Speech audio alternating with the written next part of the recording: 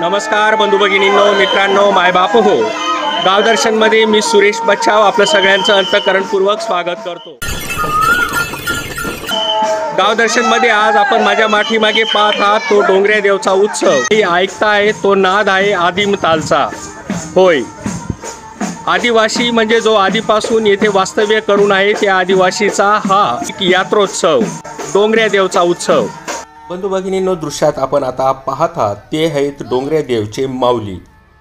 हे माऊली आता त्या गावाच्या शेतशिवार परिसरात फिरून ठिकठिकाणी आशीर्वाद देऊन तेथील भिक्षाग्रहण करून आता गावाकडे परतत आहेत. महाराष्ट्र ज्या सह्याद्रीच्या नावाने ओळखला जातो त्या सह्याद्रीची सुरुवात ज्या उत्तर महाराष्ट्रात होते त्या परिसरात मार्गशीर्ष महिन्यात कुठल्याही गाव परिसरात गेलं की पंधरवडाभर आपल्याला हे दृश्य दृष्टीस पडतं. हे माऊली आपल्या मूळ ठिकाणाकडे, आदिवासी वस्तीकडे, ज्या ठिकाणी देवाची स्थापना केली आहे तेथे परतत आहेत.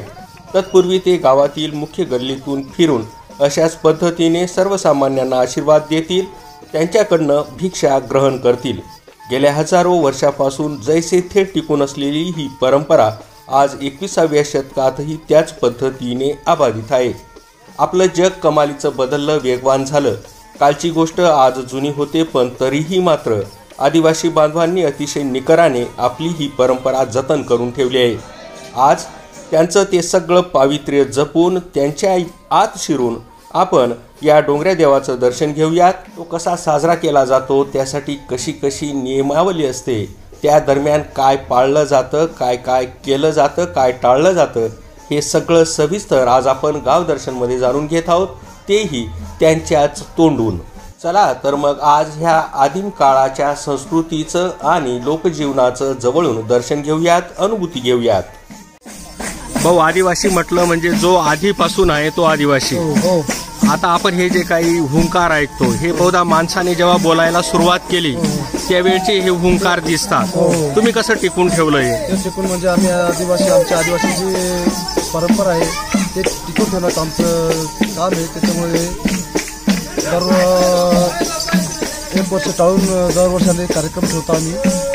कार्यक्रमाची सुरुवात कधी होते, कशी होते आणि कसं असतं पुढे? मार्गशीर्ष महिन्यात तेव्हापासून अमुषा आहे तेव्हापासून थोंब टाकला जातो. हो, ते मुदानीला घेऊन परत 5 मावल्या घेतात. 5 मावल्या कोऱ्या मावल्या, त्यांना कोऱ्या मावल्याचं म्हणतात. हो, परत तुळशी, आपलं झेंडूचं रोप आणि तुळशीचं एक रोप, त्याला थोंब म्हणतात. ते रोपून आणि ही पूजा केली जाते. परत मुदानी ती फुल टाकते. मारुतीच्या मंदिरात जाऊन मारुतीला मूळ लावून आणतो आम्ही, मग ती पूजा केली जाते संपूर्ण. त्यानंतर मग दररोजचा दिनक्रम कसा असतो? दिनक्रम म्हणजे सकाळी उठले का सकाळी 5 वाजता उठून रोज आंघोळ करायला जायचं नदीत. आंघोळ करून आलो का परत फळीत आलो का ज्या सगळं मावले असतात त्यांना लंगरने 5-5 फुलं दिले जातात. परत मग 9 वाजले का तेव्हा फराळ दिला जातो. आता इथं हे जे माऊली आहे त्या व्यतिरिक्त जे सगळे भक्त आहेत यांच्यासाठी काय काय नियम असतात? नियम म्हणजे ते त्यांनी डोक्याला तेल लावायचं नाही, डोकं विचारायचं नाही, कुठलंही म्हणजे पायथन घालायचं नाही, कुठलाही आरशात बघायचं नाही. परत संध्याकाळी म्हणजे थळीवर गेले का परत रात्री 12 वाजता परत पाठ सुटतो. दिवसभर काही खायचं नाही, काही नाही. या व्यतिरिक्त जे इतर वेळी आपण जे जगतो त्या व्यतिरिक्त आणखी कोणती बंधनं पाळावी लागतात? बंधनं पाळा म्हणजे फक्त हिरवा भाजीपाला बंद, परत फक्त डाळ ही खायची, बस, दुसरं काही नाही. आता आपला काळ बदलला, तुमची मुलं, तुम्ही सुद्धा मोबाईल वापरतात. मग आताची मुलं मात्र इथं खूप मोठ्या संख्येने दिसतात. ही किमया कसं काय घडली? ही किमया ती आता देवाचीच कृपा. त्यांना हे सगळं जुनं मागचं असं नाही वाटत का? वाटतं. प्रत्येकाचे शेवट आपली परंपरा आहे ती टिकून ठेवण्याचा कार्यक्रम आपला आहे, कार्य आपलं.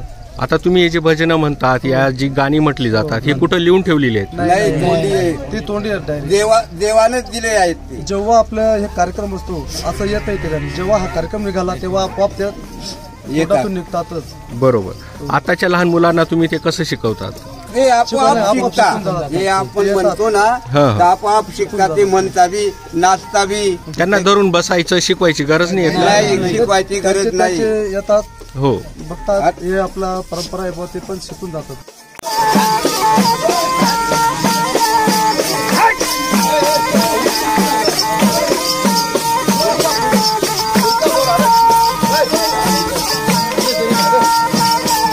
आता हे आपल्या शिर्या आहेत ना, हो. जवळजवळ आपले 15 दिवस काढतात.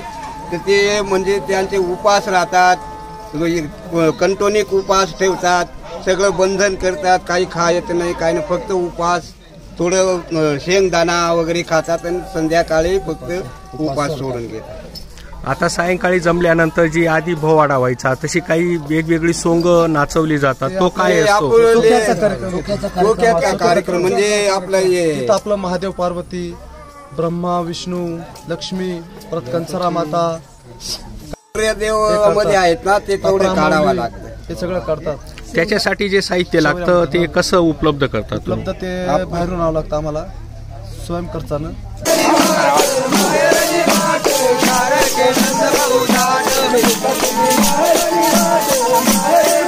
बंधू भगिनींनो, आता जवळून आपण हे जे काही वाद्य पाहिलं त्याला म्हणतात टापऱ्या. ते टोकरापासून म्हणजे बांबूपासून बनवलं जातं. हे वाद्य बनवणं असो किंवा वाजवणं हे केवळ आदिवासी बांधवच जाणतात. ते बनवण्याचं किंवा शिकवण्याबाबतचं कुठलंही शिक्षण प्रशिक्षण दिलं जात नाही. खास बाब म्हणजे आता आपण व्हिडिओत हा काही जो मागून पूर्णपणे संगीताचा आवाज ऐकतो आहोत. यात वाजवली गेलेली वाद्य आहे ते म्हणजे एक पहिलं पावरी, दुसरं हे टापऱ्या आणि याच्या व्यतिरिक्त फक्त झांजरी आणि मावल्यांच्या काठ्यांना असलेले घुंगरू. तरी सुद्धा मात्र हा नाद, हे संगीत आपल्याला नेमकं कसं वाटतं हे आपलं मन सांगेल. खास बाब म्हणजे अशा पद्धतीने ही कला ज्यांच्यात आहेत असे आजूबाजूचे आदिवासी बांधवांमधीलच कलाकारांना या अशा उत्सवांसाठी निमंत्रित केलं जातं, मान सन्मान दिला जातो, त्यांना बिदागी दिली जाते आणि अर्थातच कलेच्या आदान प्रदानासोबतच ती टिकून राहण्यासाठी देखील ही गोष्ट लाख मोलाची ठरते.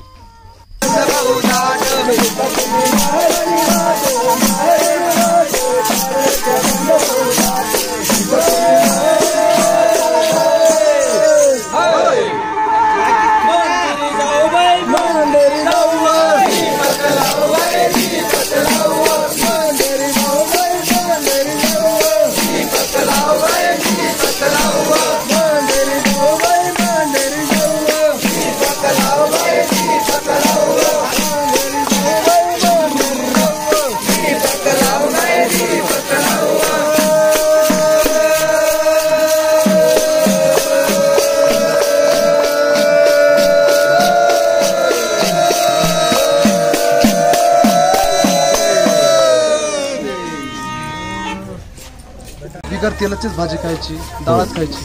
बरोबर. आता आपण आदिवासी बांधव म्हटलं म्हणजे आपला हातावर पोट, दुसरीकडे आता लोकांना मजूर मिळत नाही, तर मग ही तुमची कमाई टळते, त्याचं काय वाटतं?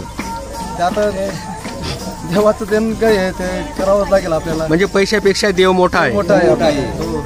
ज्याच्या घरची माऊली असेल ते घरची बाई 15 दिवस पर्यंत आपल्या कुंकू लावत नाही, कुंकू काही लावत नाही, टिकले नाही, काहीच नाही. बरोबर. डोक्याला तेल पण लावत नाही. असं घरी पण तेच पंत आहे. त्याच्यावर आपली परंपरा आहे, देव सोडता येणार नाही आम्हाला. बरोबर. बाबा, आता तुम्ही पाहिलेला डोंगऱ्या देव आणि आताचा डोंगऱ्या देव याच्यात काही फरक वाटतो का तुम्हाला? जसे नवीन तरुण आहेत ना, ते पुढे काम करत आहेत. बरोबर. आता लाइटिंग लावली जाते, सजवलं जातं.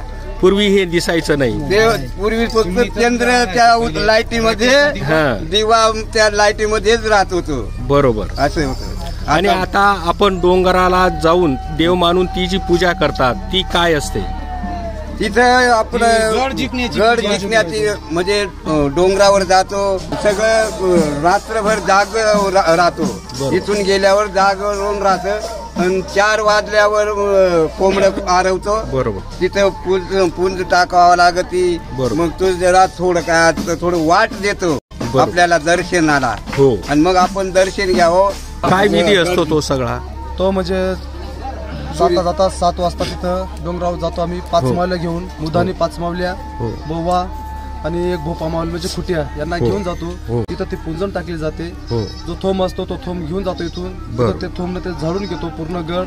झाडल्यानंतर परत पुंजन झाली का परत तो कोंबडा आपण घेऊन जातो, तो तिथे ठेवतो, मोकळाच ठेवतो. तो तिथंच राहतो, पळत नाही, कुठं नाही, जात नाही, काही नाही. परत ते आपले पहाटे जर त्याने भांग दिली, 3 भागा घेतल्या. पहिले भांग दिली ती भांग झलावी लागते आम्हाला, करून झलावी लागते. दुसरी भांग दिली ती पण तशीच झलावी लागते. तिसरी भांग दिली झलावी लागते. हे आम्हाला दत्त जन्माची हे त्याच दिवशी दत्ताचा जन्म होतो. हा. बरोबर. आता अशा अनेक गोष्टी आहेत की ज्या इतर आपण शिकलो म्हणून त्या टाळतो, पण अशा काही गोष्टी आहेत की ज्यांची अनुभूती आल्यावर तुमची भक्ती आणखी पक्की होते. असं काय काय पक्की घडतं, होते. काय अनुभव येतात? लय अनुभव होतात. आता सांगायचं म्हणजे परवाच्या दिवशी मलाच करंट लागला होता. हो. तरी म्हणजे झालं काही नाही मला.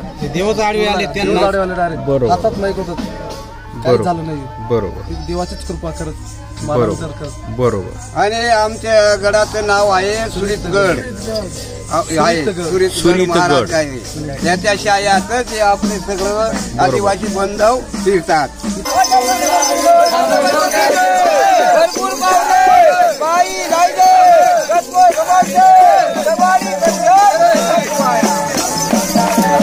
मित्रांनो, बंधू भगिनींनो, हा जो काही सोहळा आहे तो हमखास 100% हजारो वर्षापासून चालत आलेला आहे. त्याची थेट निसर्गाशी सांगड घालण्यात आली आहे. नावच डोंगऱ्या देव.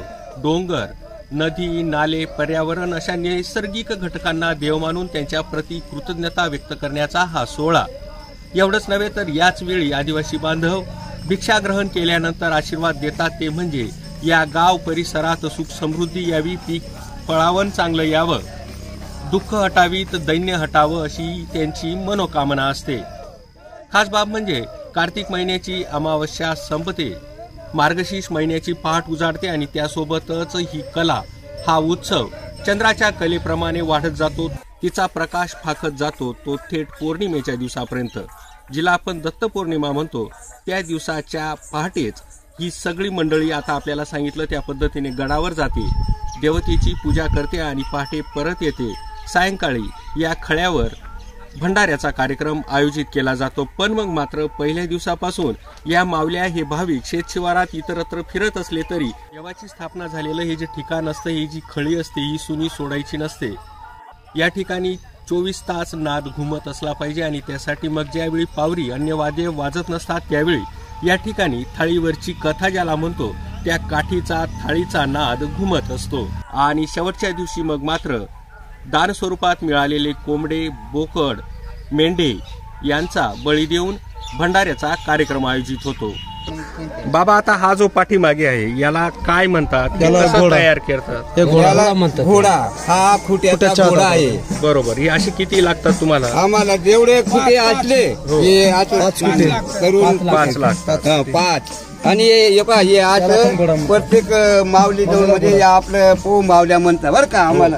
आम्ही गोपा माऊली त्यांना हे असं गोडा लागतं. कोणाला जमीन नाही, काही नाही, सगळं हातावर नाही. देवाच्या कृपेनेच आम्हाला मिळतं. बरोबर. मजुरीच करतात. आता ज्या ठिकाणी आपला देव आहे म्हणून त्या परिसराकडे तुम्ही कसं पाहतात, म्हणजे त्या डोंगराकडे, जंगलाकडे इतर वेळी तुम्ही काही काळजी घेता का, असं मला म्हणायचं. जर या वर्षी ठेवला देव, मग या वर्षी गेलो परत पुढच्या वर्षी जात नाही ना, परत मग तिथं आम्हाला जावं लागतं, पाय पडायला जावं लागतं. आता तुम्हाला हे सगळं करण्यासाठी सगळ्या समाजाचं सहकार्य मिळतं का? पूर्ण गावकरी बंधू बिंदू सगळ्यांचे आम्हाला. पुढच्या पिढीकडून तुम्हाला हा सगळा जो उत्सव आहे तो टिकून ठेवला जाईल अशी अपेक्षा आहे. ते आहे आम्हाला. लहान लहान मुलं तुम्ही तर पाहिलं ना, आता तो लहान मुलगा तो घोडा घेऊन नाचत होता. बरोबर. त्याच्यामुळे ते सगळे त्यांना सांगा परंपरा टिकावा लागते. बरं.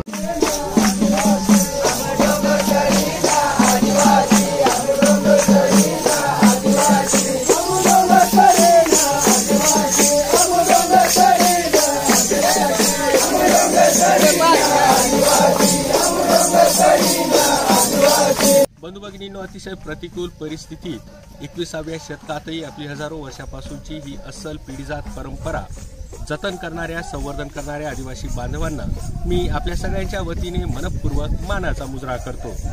आणि एक आठवण करून द्यावीशी वाटते ती म्हणजे गावाकडील असंच अस्सल, अद्भुत आणि अपरिचित गाव वास्तव जगण्यासाठी, या वेगवेगळ्या विषयांची अनुभूती घेण्यासाठी गावदर्शन चॅनल सबस्क्राईब करा. आपल्यासारख्या समविचारींना देखील याबाबत सांगा. पुन्हा भेटूयात गावदर्शनमध्ये. तोपर्यंत धन्यवाद.